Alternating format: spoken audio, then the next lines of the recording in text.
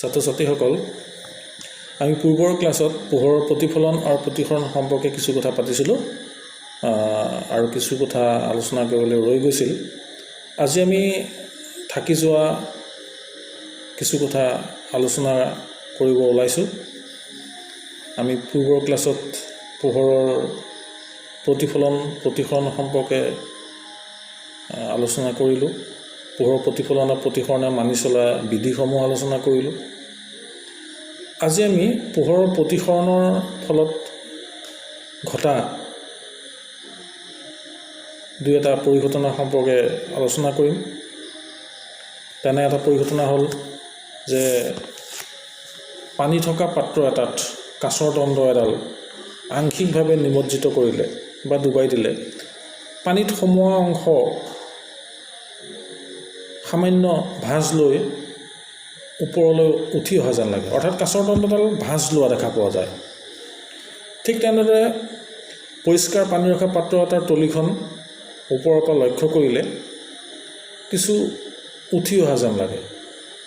এই পৰিঘটনাটো মূলতঃ পোহৰৰ প্ৰতিসৰণৰ বাবে সংঘটিত হৈছে, কিয়নো যে বায়ু আৰু পানী দুটা ভিন্ন মাধ্যম, দুইটা মাধ্যমত পোহৰৰ দ্ৰুতি একে নহয়। পোহৰৰ দ্ৰুতি ভিন্নতাৰ বাবে এই পৰিঘটনা সংঘটিত হৈছে, অৰ্থাৎ মূলতঃ পোহৰৰ প্ৰতিসৰণৰ বাবেই এনে পৰিঘটনা সংঘটিত হোৱা আমি দেখিবলৈ পাওঁ।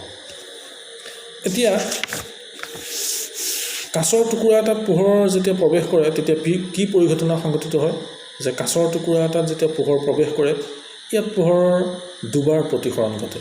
প্ৰথমবাৰ বায়ুৰ পৰা কাঁচৰ টুকুৰাটোত যেতিয়া পোহৰ প্ৰৱেশ কৰে তেতিয়া বায়ু আৰু কাঁচৰ সন্ধিতলত ইয়াৰ দিশ সলনি হয়, অৰ্থাৎ দ্ৰুতিও পৰিৱৰ্তন ঘটে। ঠিক সেইদৰে কাঁচৰ টুকুৰাটোৰ পৰা পোহৰ ৰশ্মি যেতিয়া বায়ুমণ্ডললৈ বা বায়ুলৈ নিৰ্গত হয় তেতিয়া কাঁচৰ টুকুৰা কাঁচ আৰু বায়ুৰ সন্ধিতলত আকৌ ইয়াৰ প্ৰতিসৰণ ঘটে। এই দুয়োটা প্ৰতিসৰণৰ ফলত পোহৰৰ ৰশ্মিৰ পূৰ্বৰ যি দিশেৰে আহিছিল সেই একে দিশেৰে সেই গতি কৰিব নোৱাৰে। আপতিত ৰশ্মি আৰু নিৰ্গত ৰশ্মি আমি লক্ষ্য কৰিলে দেখা পাওঁ দুয়োডাল পৰস্পৰ সমান্তৰালভাৱে অৱস্থান কৰে। পোহৰৰ প্ৰতিসৰণৰ বাবে এনে পৰিঘটনা সংঘটিত হয়। এতিয়া আমি পোহৰৰ অন্য এটা ধৰ্ম প্ৰতিসৰণাংক সম্পৰ্কে। এতিয়া প্ৰতিসৰণাংকনো হ'ল কি যে কোনো এটা মাধ্যমত পোহৰৰ যি দিশ পৰিৱৰ্তন হয় সেই দিশৰ পৰিৱৰ্তনটো কি পৰিমাণে হ'ব বা কিমান পৰিমাণে হ'ব এই গোটেই কথাটো নিৰ্ভৰ কৰে পোহৰৰ প্ৰতিসৰণাংকৰ ওপৰত। এতিয়া পোহৰৰ প্ৰতিসৰণাংকনো কি যে কোনো এটা মাধ্যমৰ প্ৰতিসৰণাংক বুলি ক'লে শূন্যত পোহৰৰ দ্ৰুতি আৰু মাধ্যমত পোহৰৰ দ্ৰুতি এই দুইটাৰ সাংখ্যিক অনুপাতকে মাধ্যমটোৰ প্ৰতিসৰণাংক বোলে। অৰ্থাৎ মাধ্যমৰ প্ৰতিসৰণাংক হ'ল শূন্যত পোহৰৰ দ্ৰুতি আৰু মাধ্যমত পোহৰৰ দ্ৰুতিৰ সাংখ্যিক অনুপাত। মাধ্যম সাপেক্ষে ইয়াৰ প্ৰতিসৰণাংক সলনি হয় বা বেলেগ বেলেগ হয়। কাঁচত ইয়াৰ প্ৰতিসৰণাংক প্ৰায় 1.52, পানীত প্ৰায় 1.33, আনহাতে হীৰাৰ প্ৰতিসৰণাংক হ'ল 2.42। এতিয়া ইয়াৰ পিছত আমি অন্য এটা প্ৰসংগ আহোঁ, সি হ'ল যে গোলাকাৰ লেন্সৰ দ্বাৰা পোহৰ প্ৰতিসৰণ।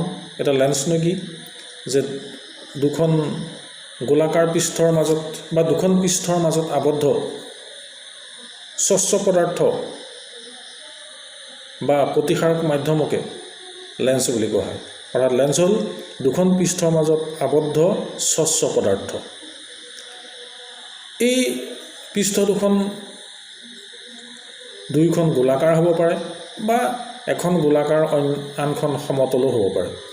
যদি দুইখন গোলাকাৰ পৃষ্ঠ বাহিৰৰ ফালে ভাঁজ খোৱা অৰ্থাৎ বাহিৰৰ ফালে ওফন্দা হয়, অৰ্থাৎ মাজ অংশ যদি ওফন্দা হয় তেনেহ'লে সেইখনক কোৱা হ'ব উত্তল লেন্স। আনহাতে গোলাকাৰ পৃষ্ঠ দুখন যদি ভিতৰলৈ ভাঁজ খোৱা হয় অৰ্থাৎ মাজ অংশ চাপ খোৱা হয় তেনেহ'লে সেই লেন্সক কোৱা হ'ব অৱতল লেন্স বা অপসাৰী লেন্স। এটা উত্তল লেন্সক অভিসাৰী লেন্স বুলি কোৱা হয়, কাৰণ উত্তল লেন্সে সমান্তৰাল পোহৰ ৰশ্মিক কোনো এটা বিন্দুলৈ অভিসাৰী কৰে। এই অভিসাৰী গুণৰ বাবে আমি এটা পৰিঘটনা হ'ল যে সূৰ্যৰ পৰা অহা পোহৰৰ ৰশ্মি উত্তল লেন্স এখনত পৰিবলৈ দিলে সেই ৰশ্মিসমূহ মুখ্য অক্ষৰ কোনো এটা বিন্দুত গোট খায়। সেই বিন্দুটোত যদি আমি এখন পাতল কাগজ কিছু সময়ৰ বাবে ধৰি ৰাখোঁ, তেনেহ'লে সেই কাগজখন লাহে লাহে ধোঁৱাব আৰু এটা সময়ত ই জ্বলি উঠা দেখিবলৈ পাম। পোহৰ অভিসাৰী হোৱাৰ বাবে বা উত্তল লেন্সে পোহৰক এটা বিন্দুলৈ গোট খুৱাব পৰা যি ক্ষমতা, সেই ক্ষমতাৰ বাবে সূৰ্যৰ পৰা অহা পোহৰ ৰশ্মিখিনি এটা বিন্দুত গোট খায় আৰু সেই বিন্দুটোৱে পোহৰৰ ৰশ্মিসমূহ একগোট হোৱাৰ ফলত তাপৰ সৃষ্টি হয়। এই তাপেই এই কাগজৰ টুকুৰাটো জ্বলি উঠাৰ মূল কাৰণ। আনহাতে অৱতল লেন্সে পোহৰ ৰশ্মিসমূহক অপসাৰী কৰে, অৰ্থাৎ পৰস্পৰৰ পৰা আঁতৰাই পঠিয়ায়। এতিয়া উত্তল লেন্সেই হওক বা অৱতল লেন্সেই হওক, ইয়াৰ দুখন গোলাকাৰ পৃষ্ঠ থাকে। এই গোলাকাৰ পৃষ্ঠ দুখন দুটা গোলকৰ অংশ। যিহেতু দুটা গোলক আমি পাম, গতিকে দুইটা গোলকৰ দুটা কেন্দ্ৰ থাকিব। এই দুইটা গোলকৰ কেন্দ্ৰক লেন্স দুখনৰ বা লেন্সখনৰ ভাঁজকেন্দ্ৰ বুলি কোৱা হ'ব। অৰ্থাৎ অৱতল লেন্সেই হওক বা উত্তল লেন্সেই হওক, আমি দুটা ভাঁজকেন্দ্ৰ পাম। এই ভাঁজকেন্দ্ৰ দুটা সংযোগী কাল্পনিক ৰেখাডালক আমি মুখ্য অক্ষ বা প্ৰধান অক্ষ বুলি কওঁ। আনহাতে লেন্স এখনৰ যি মধ্যবিন্দু, সেই মধ্যবিন্দুটোকে আলোক কেন্দ্ৰ বুলি কোৱা হয় আৰু আলোক কেন্দ্ৰৰ মাজেৰে পাৰ হৈ যোৱা ভাঁজকেন্দ্ৰ সংযোগী ৰেখাডালক কোৱা হ'ব মুখ্য অক্ষ বা প্ৰধান অক্ষ। অৰ্থাৎ লেন্স এখনৰ ভাঁজকেন্দ্ৰ দুটা সংযোগী কাল্পনিক ৰেখাডাল, যি ৰেখা আলোক কেন্দ্ৰৰ মাজেৰে পাৰ হৈ যায়, সেই ৰেখাডালক কোৱা হ'ব মুখ্য অক্ষ বা প্ৰধান অক্ষ। আনহাতে উত্তল লেন্স এখনে সমান্তৰালভাৱে মুখ্য অক্ষৰ সমান্তৰালভাৱে আপতিত পোহৰ ৰশ্মিক প্ৰতিসৰণৰ পাছত মুখ্য অক্ষৰ কোনো এটা বিন্দুলৈ অভিসাৰী কৰে। সেই বিন্দুটোক লেন্সখনৰ মুখ্য ফ'কাছ বোলে। ঠিক সেইদৰে অৱতল লেন্সে সমান্তৰাল পোহৰ ৰশ্মিসমূহক অপসাৰী কৰি সেই ৰশ্মিসমূহ মুখ্য অক্ষৰ এটা বিন্দুৰ পৰা ওলাই অহা যেন লাগে। অৰ্থাৎ ৰশ্মিসমূহক অপসাৰী কৰে, কিন্তু সেই ৰশ্মিসমূহ প্ৰত্যক্ষ কৰিলে দেখা যায় সেই ৰশ্মিসমূহ